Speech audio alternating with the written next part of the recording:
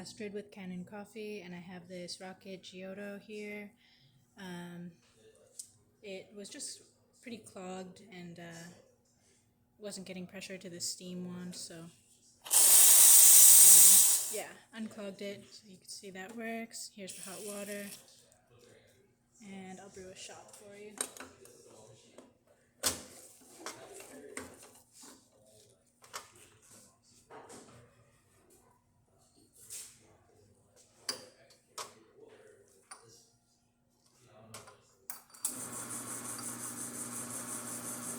So as you can see, it's getting about 9 bars, 10 bars around there.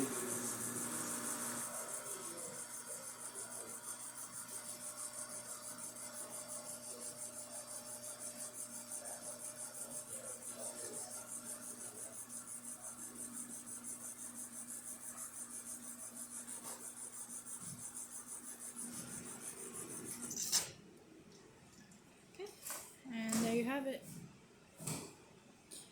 If you like this video, please subscribe to the channel, hit the like button. Thanks for watching.